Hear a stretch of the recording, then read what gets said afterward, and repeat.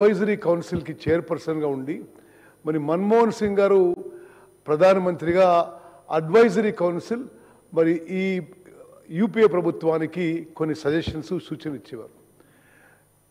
సోనియా గాంధీ గారి నాయకత్వంలోని national advisory council సూచనల మేరకు ప్రధాని మన్మోహన్ సింగ్ గారి యూపీఏ ప్రభుత్వం national rural employment guarantee scheme చట్టంగా తీసుకొచ్చిన విషయాన్ని మనం చేస్తున్నాం.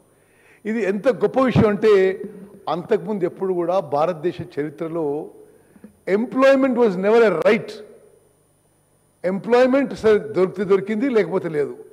కానీ గ్రామీణ భారతదేశంలో ఈ రూరల్ డిస్ట్రెస్, ఫైనాన్షియల్ డిస్ట్రెస్ చాలా ఉందని, ఈ మైగ్రెంట్ లేబర్ ప్రాబ్లం చాలా తీవ్రంగా ఉందని గమనించి మనము రూరల్ ఇండియాకి ఏదో విధంగా మరి ఈ మైగ్రెంట్ లేబర్కి, ఈ పని దొరికిన లేబర్కి మరి ఉపాధి కల్పించాలి, కొంత రూరల్ ఎకానమీకి కొంత అమౌంట్ పంపించాలని ఒక మంచి ఉద్దేశంతో ఎన్ఆర్ఈజీ స్కీమ్ మొదలుపెట్టడం జరిగింది.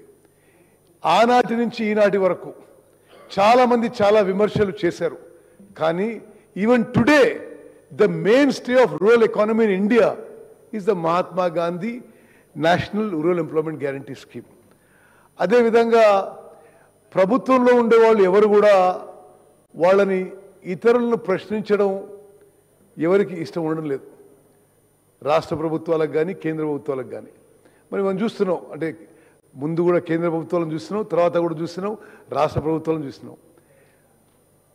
ఎవరైతే ప్రభుత్వంలో ఉన్నారో వాళ్ళు జవాబుదారితనంగా ఉండాలి, ట్రాన్స్పరెంట్గా ఉండాలి, ఇన్ఫర్మేషన్ ఎవ్రీ సిటిజన్స్కి అవైలబుల్ ఉండాలి అని రైట్ టు ఇన్ఫర్మేషన్ ఒక హిస్టారిక్ లెజిస్లేషన్ తీసుకొచ్చారు. అంటే నువ్వు 10 రూపాయలు కడితే ఏ పౌరునికైనా తహసీల్దార్ నుంచి ప్రధానమంత్రి వరకు ప్రజా సొమ్ముతో ఏ యాక్టివిటీ చేసినా పూర్తి వివరాలు ఇవ్వాల్సిన బాధ్యత, రెస్పాన్సిబిలిటీ ప్రభుత్వం మీద ఈ హిస్టారిక్ లెజిస్లేషన్ పెట్టడం ఇది మనం అందరం గమనించాలి. అదేవిధంగా మరి రైట్ టు ఎడ్యుకేషన్, మరి నేను ముందు చెప్పినట్టుగా మన్మోహన్ సింగ్ గారు చాలా పేదరికంలో పుట్టారు. వారి చిన్ననాటి ఎడ్యుకేషన్ కూడా చాలా కష్టంగా అయింది. అయితే ఒకనాడు వారు అన్న మాటలు నేను రిపీట్ చేస్తున్నాను. I read under the dim light of a kerosene lamp. I am what I am totally because of education. So I want the light of education should reach to all. ఇది మన్మోహన్ సింగ్ గారి మాటలు.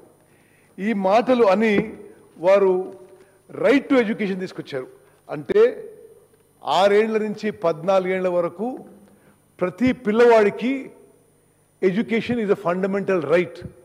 భారతదేశంలో అంతకుముందు ఎక్కడ లేదు.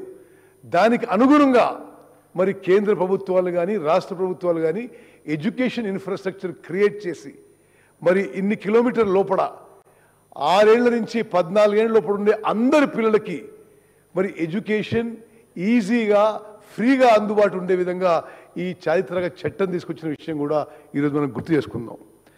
అదేవిధంగా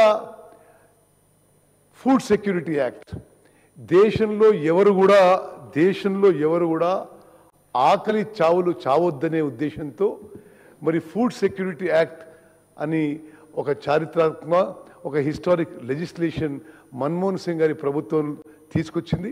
దాని కిందనే ఇప్పటి ప్రభుత్వాలు కూడా మరి తెలంగాణలో కూడా ప్రతి పౌరునికి 6 కిలోల బియ్యం ఉచితంగా ఇవ్వబడుతుందని చెప్పి నేను మనవి చేస్తున్నాను.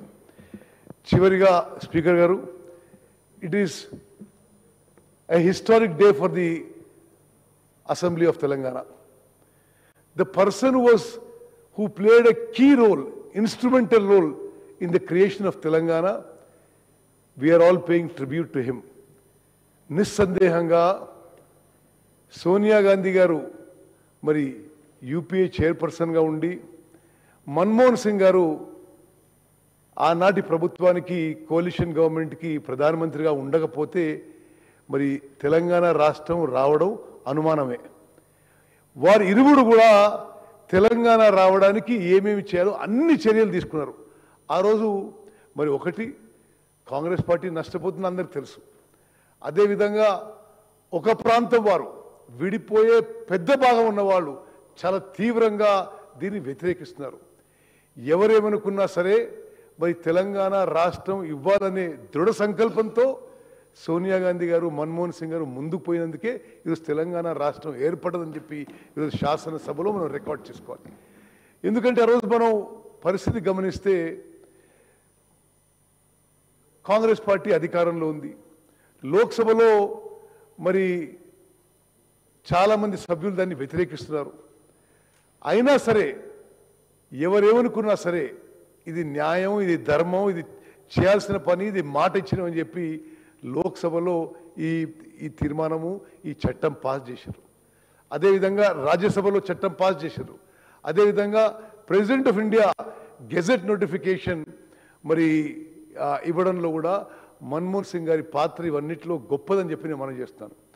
చివరిగా నేను ఆ రోజు తెలంగాణ కాంగ్రెస్ పార్టీ నుంచి ప్రతినిధిగా ఒక విషయం ఈరోజు ఆన్ రికార్డ్ చెప్పదలుచుకున్నాను. ఆ రోజు తెలంగాణ రాష్ట్రం ఇవ్వాలనా వద్దా, ఇస్తే హైదరాబాద్ నగరానికి ఏ స్టేటస్ ఇవ్వాలి, హైదరాబాద్ నగరానికి వచ్చే ఆదాయం ఎట్లా విభజించాలని పలుమార్లు చర్చలు జరిగినాయి. ఆ కన్సల్టేటివ్ మీటింగ్స్లో నేను కూడా తెలంగాణ కాంగ్రెస్ ప్రతినిధిగా పాల్గొన్నాను. ఆనాడు కూడా ఉమ్మడి ఆంధ్రప్రదేశ్లో 23 జిల్లాలు ఉంటే సరే హైదరాబాద్ నగరం was the financial capital, was the financial source of combined Andhra Pradesh also. Srikrishna commission కూడా ఎప్పుడైతే ఆప్షన్ 1 to 5 రాశారో మరి వేరు ఆప్షన్స్ ఇచ్చారు. మరి రాష్ట్రాన్ని విభజించినప్పుడు హైదరాబాద్ ఇట్లా చేయాలి అట్లా చేయాలని.